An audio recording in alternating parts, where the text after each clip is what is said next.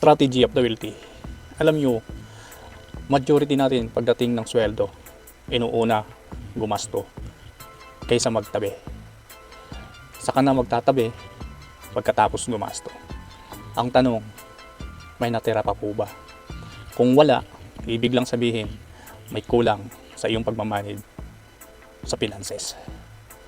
Ang pagkakaiba sa mga mayayaman, pag may pera sila, inuuna nila ang magtabi bago sila gumasto. Ito yung mga bagay na hindi natin inaalam. Kaya pansin nyo yung mga mayayaman, lalong yung mayaman. It because marami silang alam sa kanilang kapirahan kung saan nila ini-invest ang pera nila. Tayo namang mga mahihirap at average person, hindi makamove on dahil sa ganitong pag-iisip. May kotse, yung kapitbahay, sasabihin siguro galing sa'yo, illegal yan.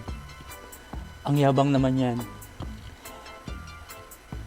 Yung tipong hindi matanggap kung bakit mahirap ka pa rin. Ganito dapat tayo mag-isip. Pre, turuan mo ako paano mo yan achieve para matutunan ko rin at ma-achieve ko rin yung mga pangarap ko. O di ba? Natulungan ka pa, nakamit mo yung mga pangarap mo sa buhay. Kaya ipangako natin sa sarili, tularan natin yung mga mayayaman, mag-aral tayo about personal finance.